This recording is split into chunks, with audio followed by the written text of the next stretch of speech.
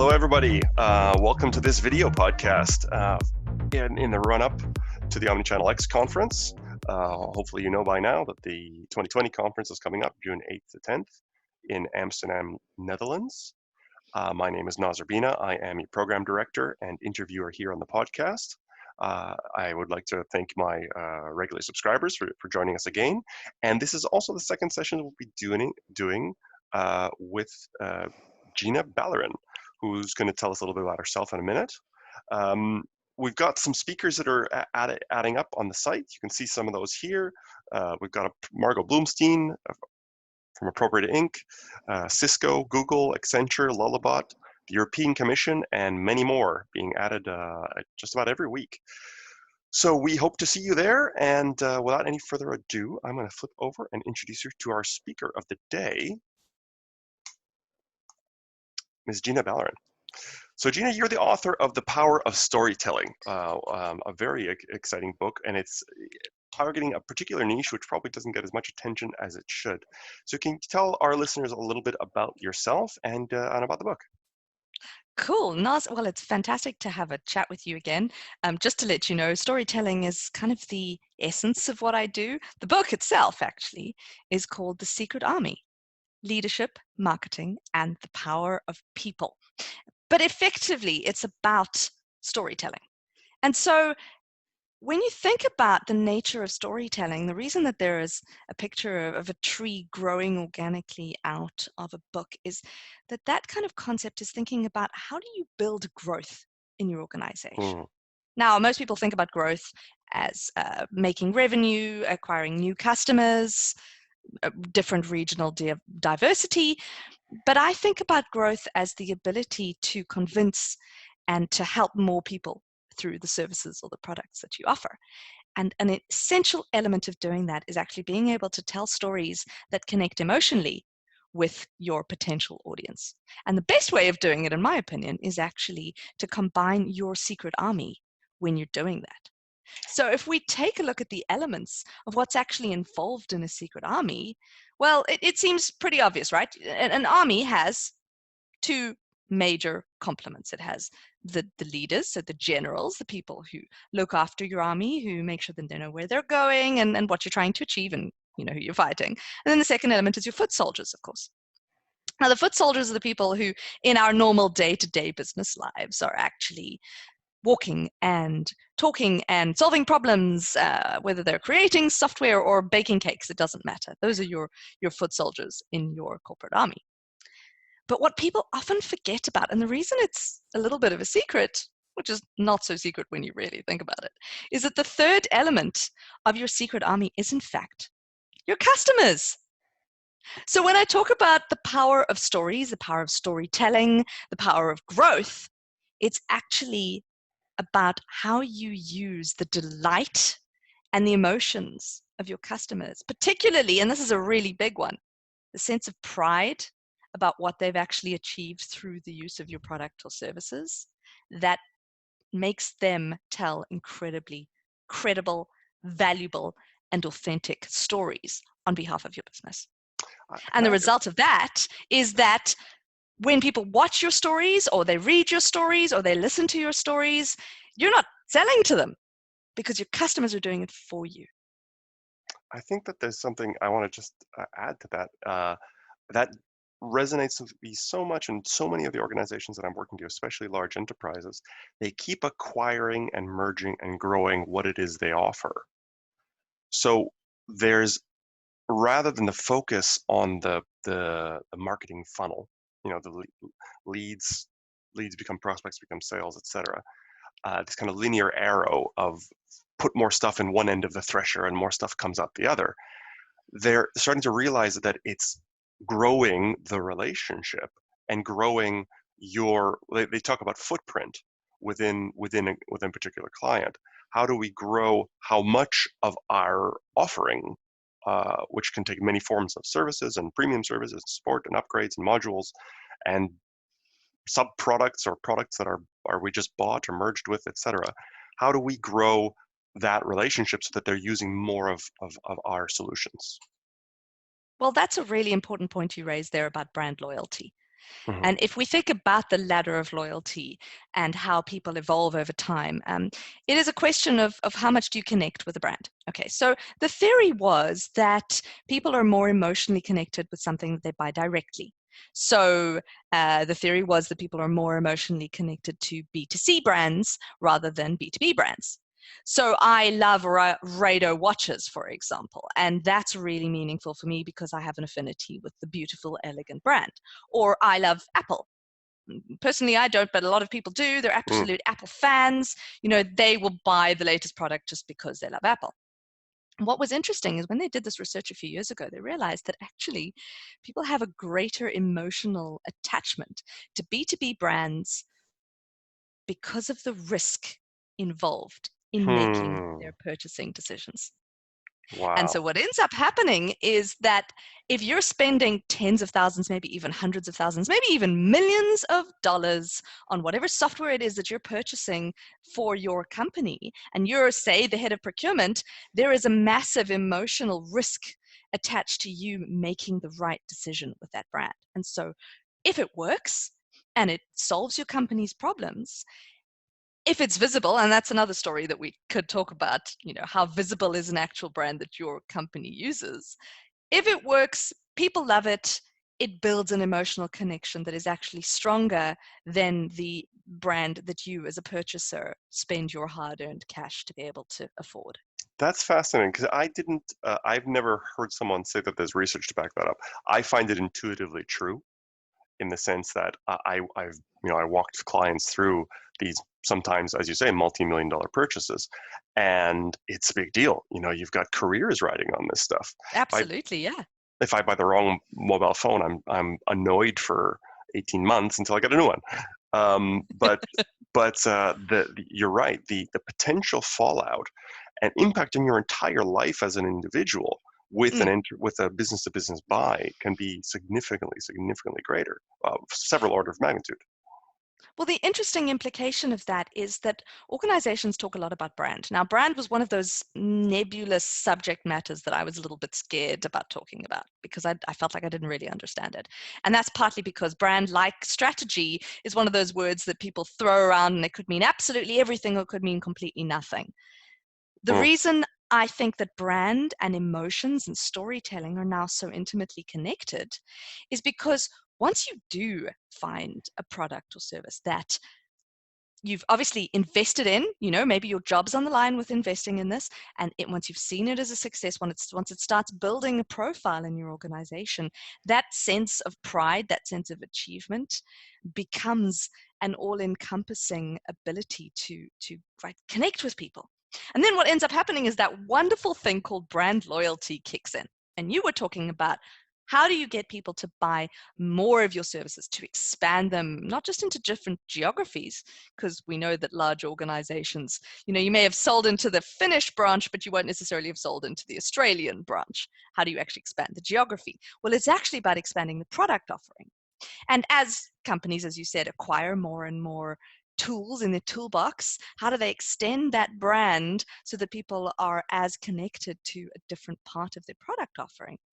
Especially if it's not the same people in the decision making journey, and that's a whole different art and science of storytelling to make sure that the stories you're telling are still connecting with the audience, because the bigger Mm. your brand Mm. set gets, the more diffused it can become.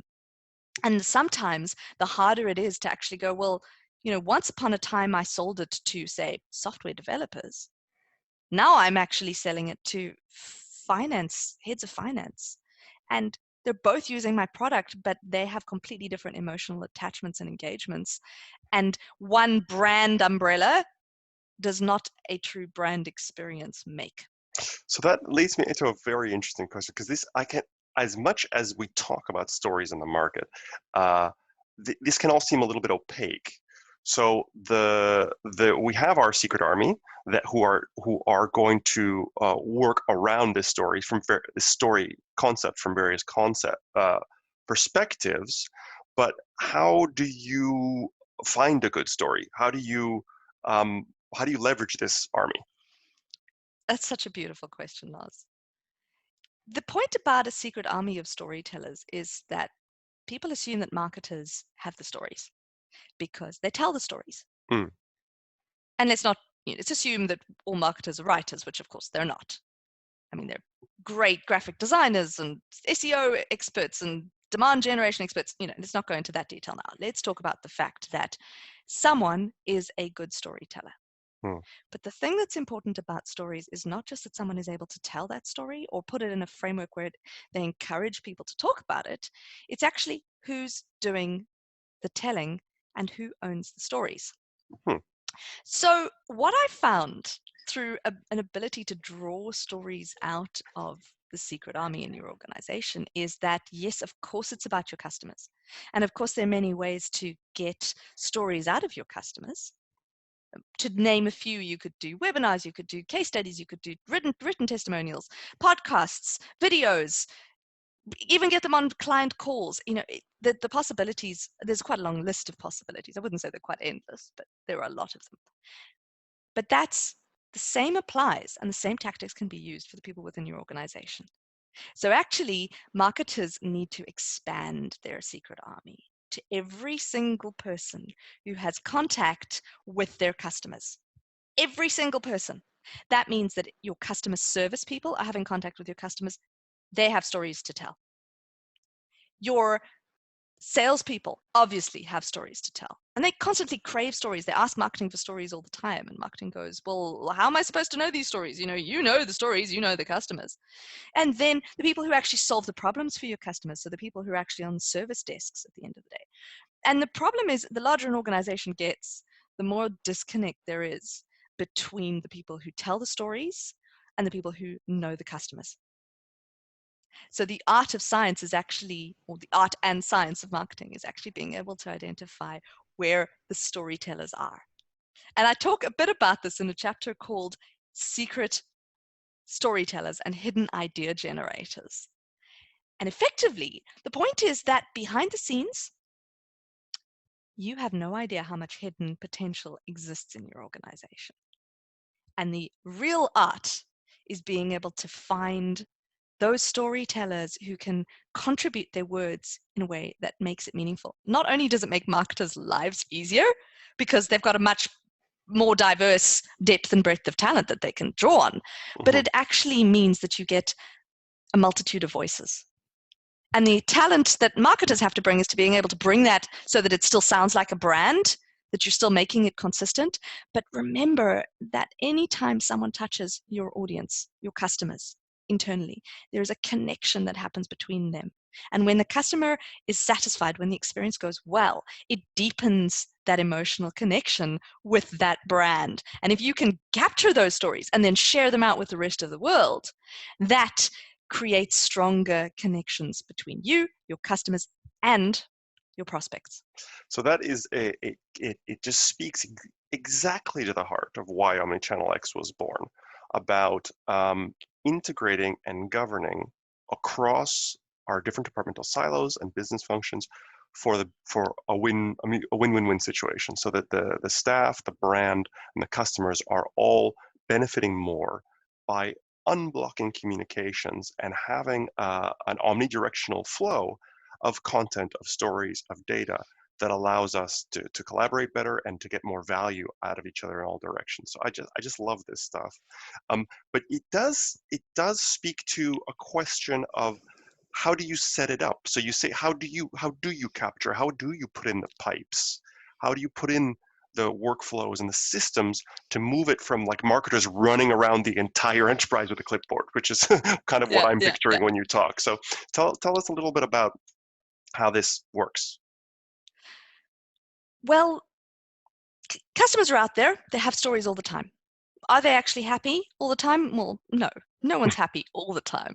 So there is actually an art to capturing what I call the golden moment.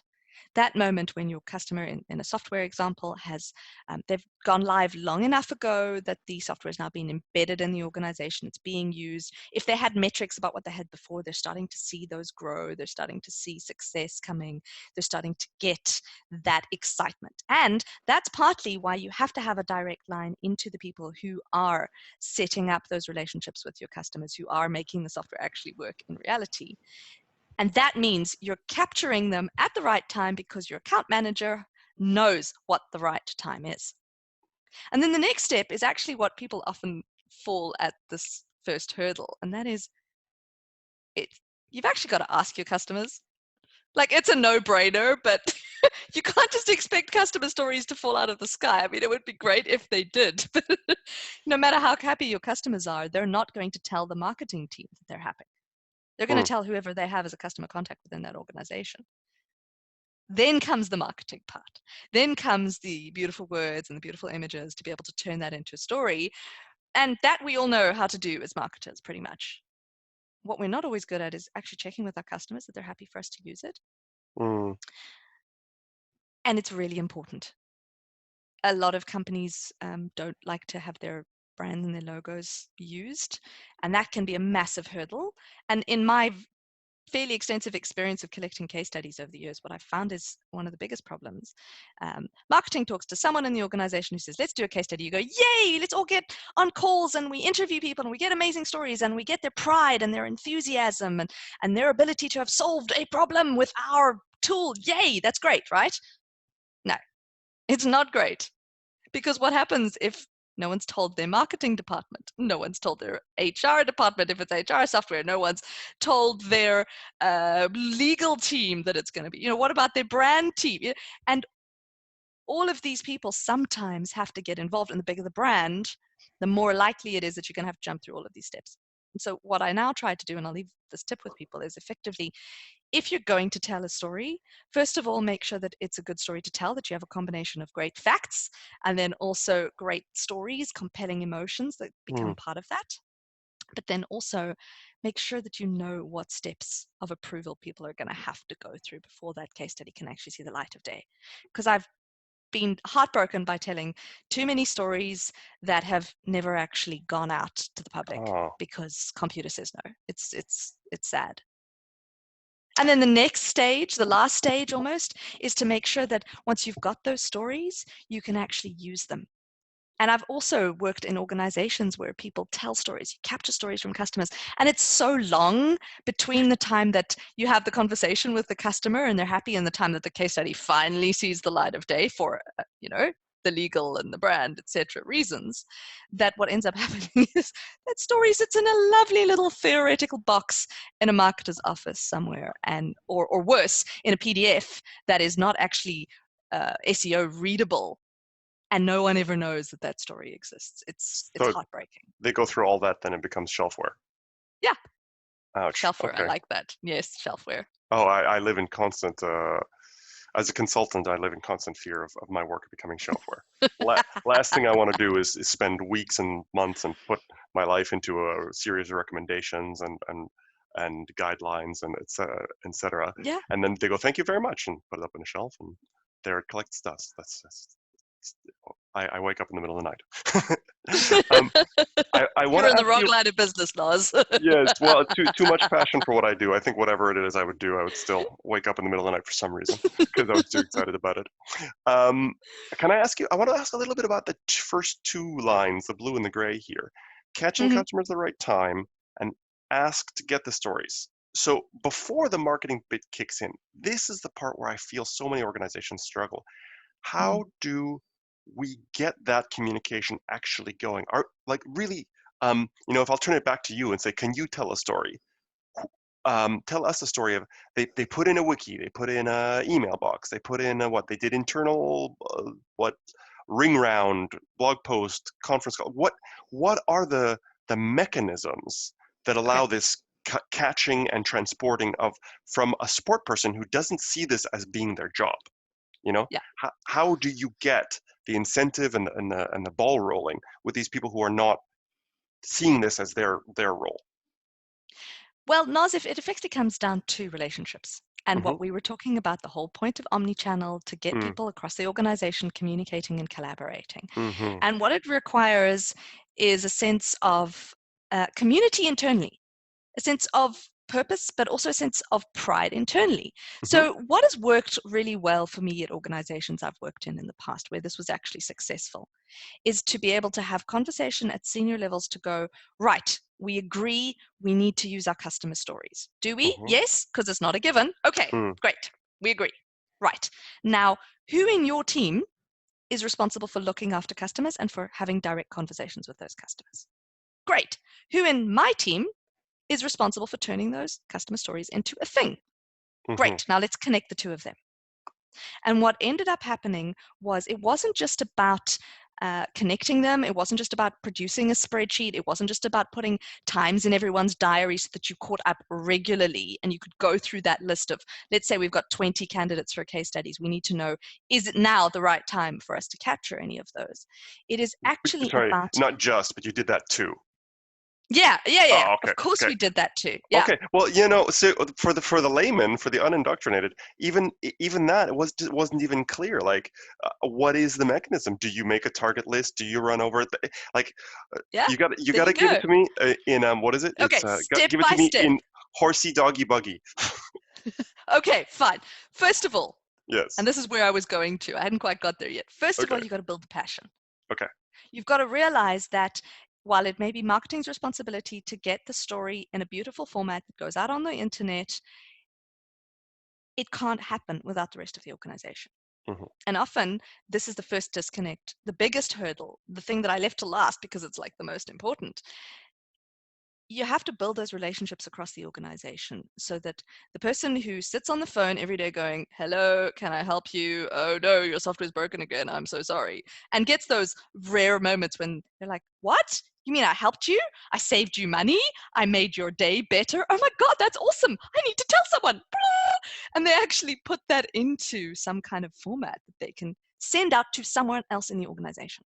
Mm. Because it does happen. Those moments of delight and joy and potential customer stories do happen, but they have to know that they're no more than just a cog in Mm. the machine. And if it actually requires a visionary marketing leader to realize A, that case studies and stories are really important to their business, and B, someone who has that interest in connecting different departments, who has that interest in saying, I want to know, what are the problems you're solving for your customers? How are you solving them? How can we share those amazing things? That requires building before you can create all the spreadsheets you want. You Mm. can nag and hassle your customer service representatives to have conversations with your customers and then tell you when the conversation was good, all you like. But if they don't believe in what you're doing, it will fail. Right. So there's a Okay. two-way thing here. There's the going out, understanding at you as if you're responsible for the stories, then you for getting them out there, you have to go out around to the different business functions, understand how they work, understand how they add value, understand what the potential good moments are, and then you've Absolutely. also got to sell them. So Yes. you've got to Yes. learn, but you've also got to do an exchange where you say, and this is why you Yeah. should engage in this process. I had an awesome conversation with a person whose job title is literally head of marketing strategy at Hmm. PwC last week. So, you figure she knows what she's talking about, right? Hmm. And I was asking her to talk to me about marketing strategy for dummies. And effectively, it came down to two elements. One, do your homework, like everywhere. Absorb information. Figure it out from every single part of your organization. Figure out what your internal stakeholders want, what your external stakeholders absorb, absorb, absorb. And then number two, figure out what the business wants. And then strategy was simply connecting the dots between the two. Like it's Fantastic. almost a no-brainer, and yet the problem is that most people don't do that before they run away and create a marketing campaign. Hmm. And so the reason I Or mentioned throw a bunch that, of money at an agency yeah, and exactly, say go. precisely. So what has to happen in this process of connecting with other people in the organization is to actually help them realize that collecting the information is not just going to sit in that box on the file and never have anything done with it. It's actually got to turn into action. And they've got to realize that their people are important, not just to the jobs that they do every single day. Like you were saying, how do you get people to spend time doing this stuff? It's actually about how do you get them to feel pride and value in what they're doing, because then the stuff that they're doing that is not part of their day job actually becomes the reason that they come to work. Hmm. And I love that. that creates this momentum that actually connects you directly with the people who are solving problems for your customers. And it's amazing the excitement, the enthusiasm that can build from this simple process of connecting people. This really does sound potentially transformative. I love it, and I love how it connects with what we're trying to do at OmnichannelX. So, Exactly. uh, so then there is coming back to the. I'm always the pragmatist and the okay. And so, how do we do? I love the concepts. I love the strategy, but as you know, it's always my job to connect between the visionaries, and the doers, and get Yep. okay. Yep. So, what's the next pragmatic step in the process? So now what? So this comes back to actually, you've got the idea, you've built the momentum, you've built the enthusiasm. What do people do next? And it comes Hmm. down to the things I was saying. You don't just do this, but you do have to do this. Hmm. You have to know who's having those customer conversations.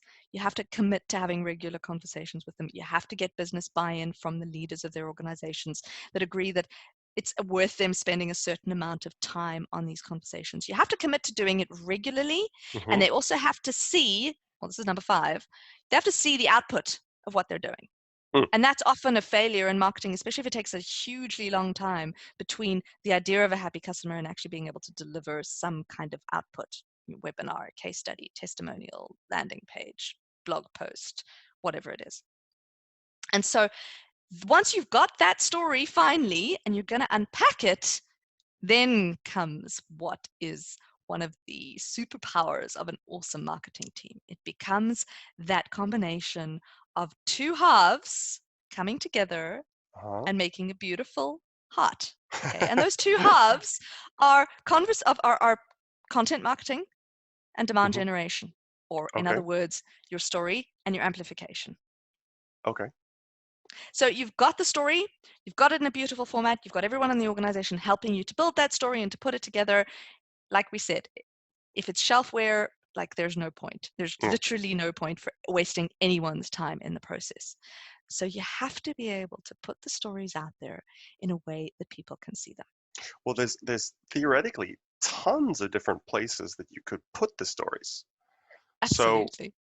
uh, have you seen organizations that really do a good job of prepping the raw material for all these different uh, channels across the omni-channel spectrum?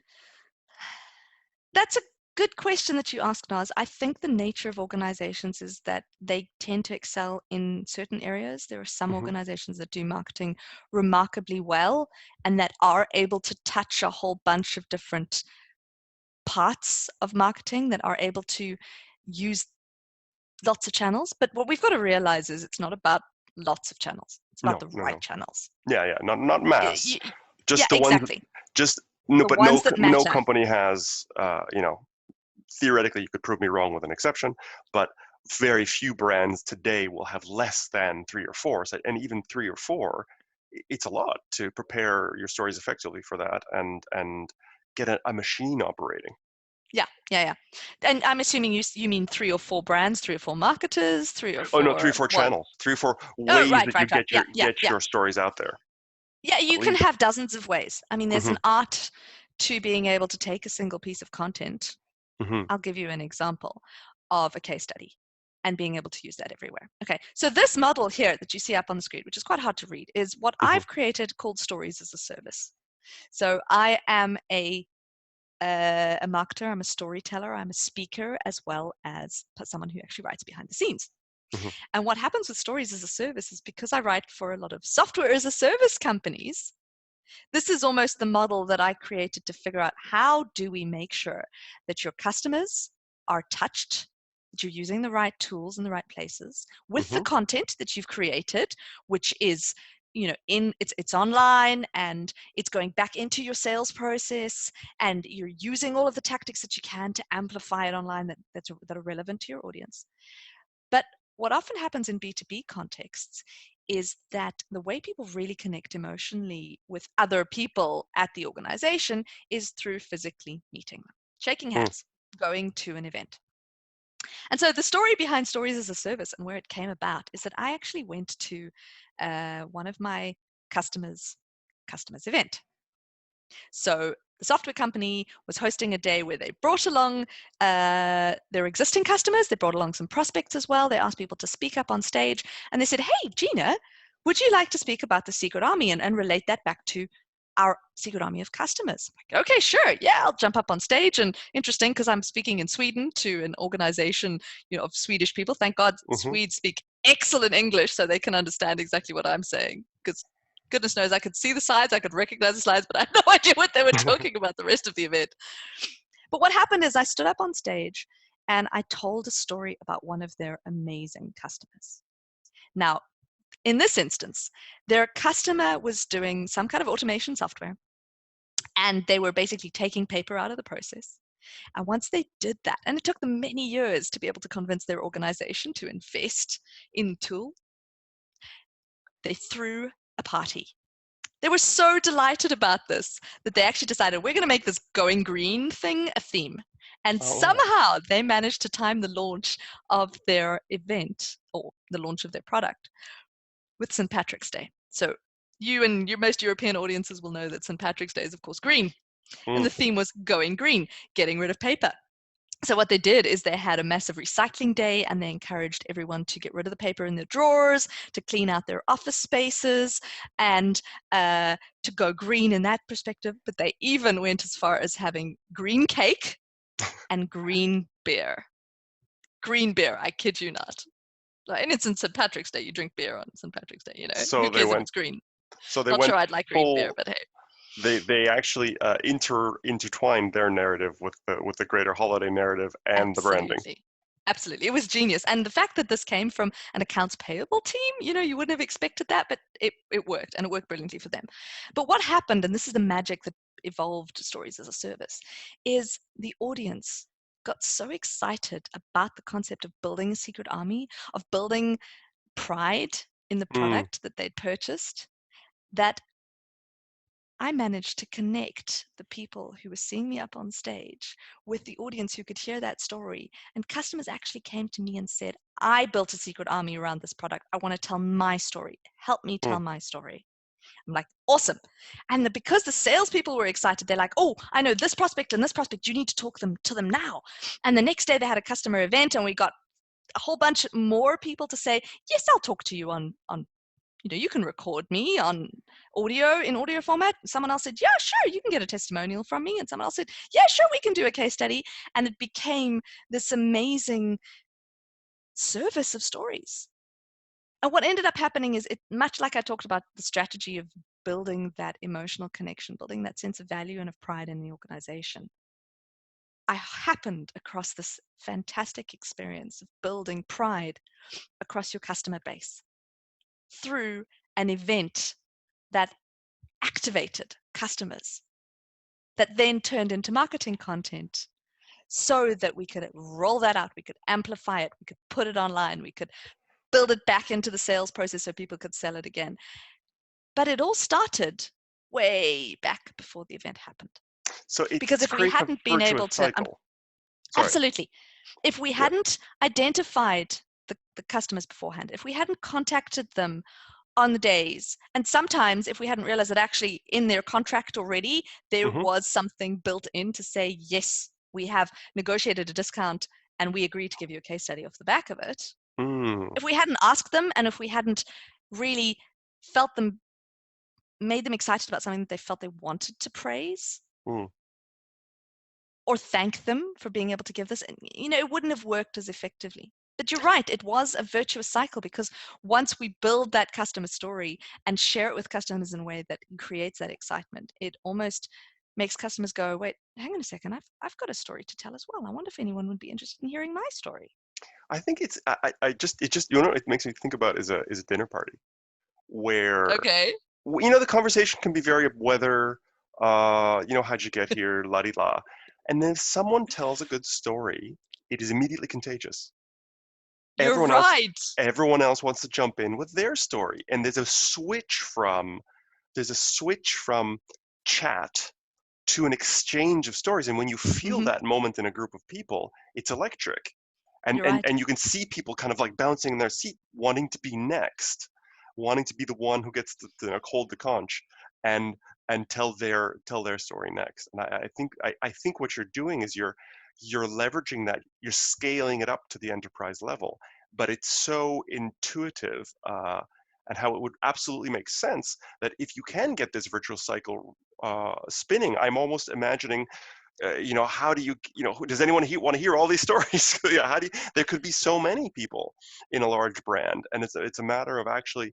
Um, I was thinking then, how do you softly let people down if someone comes in with their nice story and you're like, we don't have enough bandwidth, or we've told a too similar story already. Or yours, we thank you, but no thank you. Like, I can imagine that having to be part of this process. It's a nice problem to have. I'm not sure I've come across, no, that's not true. I have come across that story in that I've been interviewing people much like you do, Mm, um, to ask them for their stories. And they got so excited about it, they recommended me to other people. And eventually I'm like, whoa, I can't get all your stories. I was having a conversation with the editor of Marketing Magazine here in Australia recently, and he was saying, yeah, he has the same problem.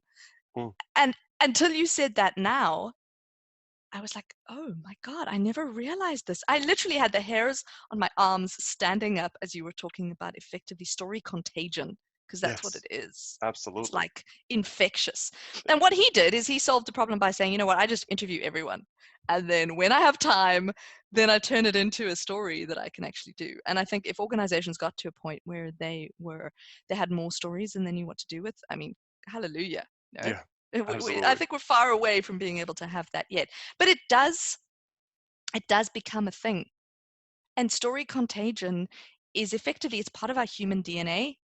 You Hmm. think we come from our fundamental human roots where we were trying to understand our world. And there's a reason why people told stories about the stars in the sky, or made up imagine, what are the constellations? They stand for something. In Australia, they talk about the stories of the dream time. What happened at the Mm. beginning of the world when the earth was created? Stories are a way that we use to make sense of our world. And we forget, because we're so evolved as human beings, we forget that we came from deep human roots where literally sitting around a fireplace and trying to make sense of our world was about telling stories. And We're so on. why Oh, should we deny our ability to do that with human beings in our business context? so I'm. What is it called? I'm stealing my own thunder here because I hadn't planned to talk about this until later. But this it's so germane to this conversation. The I've been thinking about content, uh, and what is content, and how content, besides being stuff you put in containers and you ship around your messages, it is us. It's culture, it's history, it's like when you think about linguistics, or when they talk about the evolution of words and so on, they don't talk about when the word was invented, because they can't. They cannot speak about when we started using a word. They talk about when the word became content.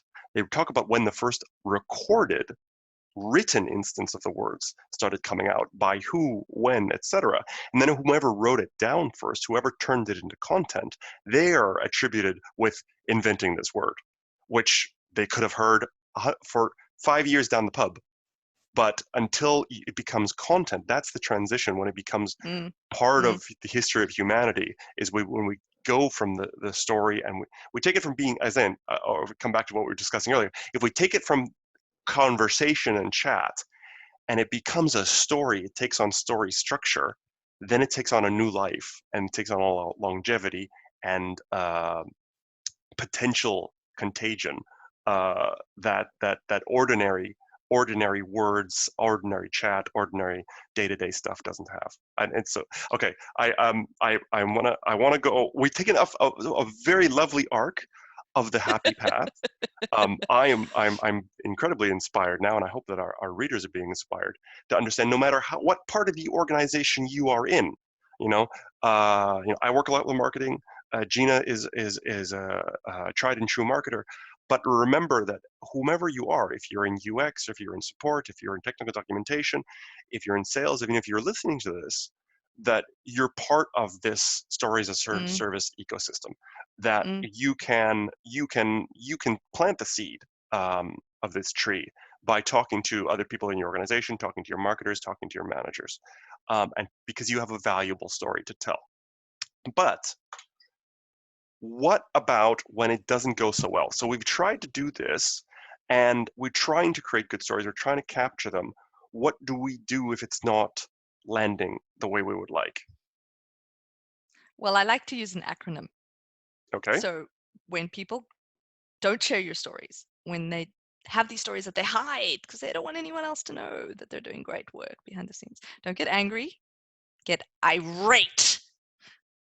Not angry, the synonym, but actually it's an acronym. It stands for interesting, relevant, appropriate, timely, and both entertaining and engaging. Mm-hmm. The point about this is that it is possible to tell any story. Humans do it. You go, what did you do this weekend? Oh, I went to ABC.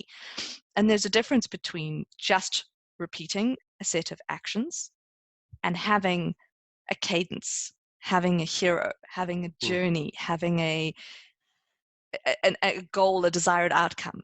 Mm-hmm. And part of that is to make that story interesting. And part of it is to make sure that it resonates with your audience, Mm-hmm. that it's appropriate for the context that you're in, that it's the right timing for people to be able to talk about it, but also that they're engaged somehow. So I'll give you an example. Let's say I went to the beach this weekend and something happened to me. Mm-hmm. Someone says to me, "So, Gina, how was your weekend?" "Yeah, I went to the beach and I lost my shoes, and so I had to walk home." Fine, who cares, right? List of But if facts. you tell it as a story, it's like, "So what did you do this weekend?" "Oh my goodness, I had the most terrible weekend." "So I live 5 miles away from the beach, right? Mm. Well, I hiked to the beach and I was really excited about it, and the water was warm and I took off my shoes. I could feel the sand between my toes. And so I jumped into the sea, and when I came out again, someone had stolen my shoes. And I had to walk 5 miles home with no shoes. It's amazing I'm even at work today because I have such bad blisters on the bottom of my feet. It's a totally different thing. Totally different thing. It's interesting. Now, it's relevant because you're talking about what happened and you can kind of emotionally connect with what's happening to them. Is it appropriate? Not. Yeah, probably. I mean, it's what you did this weekend. Someone asked you.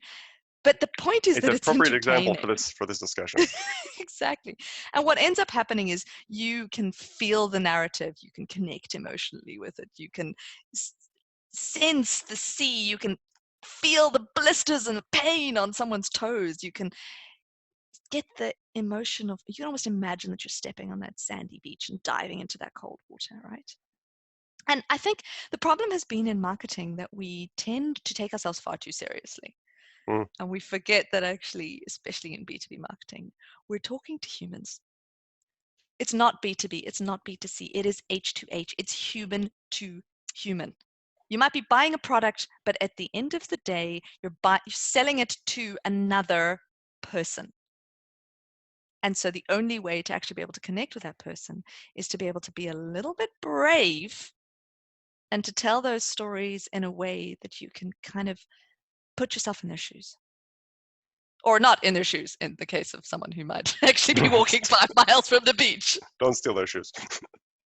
Exactly. Gina is not advising that you steal people's shoes. No. Okay, I want to jump in here. I've got it's not an acronym, but it is a model called about 4D content, and it Mm-hmm. talks about depth and time as being the forgotten dimensions of content. Um, and so, I mean, interesting when you talk about there's of course relevance is a dimension of that. About is it relevant for the moment? But it's relevance and timeliness and appropriate. So, is it the right person to hear this story? So, I think about that. There's lots of parameters there. Like, is it a relatable story by the business problem? Is it a relatable story by the industry? And is now the time to hit with me a case study? Mm, Does mm, the is the is the implementation team in the middle of a 3-month overrun? Is the account mm, manager saying, "Don't talk to them right now. This is not the time to show up with your stories"? mm. Um, so I think there's lots of aspects here. Do you have any stories of people were able to use? I'm thinking about modern digital technologies to time the the placement of a story with their audience to try to touch on all of these to make sure that they're getting things right. Well, the interesting thing, Naz, is that timing is actually one of the hardest elements to crack. It is possible to get timing better, Hmm. and a lot more of what we know about organizations by reading their digital body language means that it is easier to bring content to them at a more or less right time. Hmm. LinkedIn has become a surprisingly useful source in this context, especially in terms of when people change business, change jobs. So let's say you're selling a piece of software, you want to talk to a CFO. When's the best time to sell it to someone? Well, it might be at the time when there's a new CFO in place, and you know that they want to shake things up a little bit. And so that's when you hit them with a whole bunch of new marketing, and LinkedIn can tell you that because their job titles changed. It's also possible to see using um, IP Addresses. searching, IP technology, Hmm. where people are actually starting to identify that a whole block of the city, which belongs to a particular organization, is starting to look for certain trends and terminologies. Oh, wow. And it is actually possible to make sure that you are then targeting the marketing messages that you've got back to that IP block specifically. Specifically. Wow. Yes, That's it's a really thing. It so happens. okay. Okay, But that's the real point to try and get to is that unless you get the fundamentals right about who you're talking to and what problems you're solving for them, um, you can't really use those tactics, and you can't really use what marketers are talking a lot about, which is always on mhm, digital marketing. And always on is a great idea. The theory is that you have a message and you keep drip feeding it to people so that when eventually they do wake up and go, okay, right, I've done all my financial planning. Now I really want to get this out in the market. Who's going to help me solve my problems? mhm, Then you're available for them. mm, But what frustrates me enormously, and having seen the evolution of what happens with SEO over time and what's happened with Google over time, is that once upon a time, it was far more possible to see what people were looking for. mm, And now Google's taken that insider view kind of away from the people who could benefit from it, and they make you pay for it. And that's their business model, and it is the way it is. But to a certain extent, it is far less possible to crack that timing part of the 3 dimensions of content unless you have some kind of insider information. mm, And let's not forget that part of that insider information comes back to who are you connected with humanly, emotionally in the organization. That's mhm, why no matter how good marketing is, I do believe that it will never be possible to eliminate salespeople, especially good salespeople who understand their audience, because they have relationships with the right people at the organizations, and they know people who are going to give them that tip to say, hey, by the way, we're looking for a new X. mm. I know that you do that. You need to come and talk to us. Excellent. Thank you so much. I think that ends on a very nice message. Um, I've got Gina's information here on the screen. If you are listening to this, because I think this is actually going to go out on the audio podcast as well, because I think Gina is so lucid and fluid and eloquent that I don't think you even need to see some of the images that we're looking at. But if you are looking at the images, you can see some more information about her there. And finally, some more information on the conference. It's going to be in Amsterdam, and we've added quite a few names to the sponsor and speaker list, which we're very excited about. So we do hope we see you there. And if you can't come there physically, then we hope you see you in the next episode of the podcast. Gina, thank you again. It was an exquisite pleasure as always. Thank you, Naz, and thank you, listeners and viewers. Keep telling stories, guys.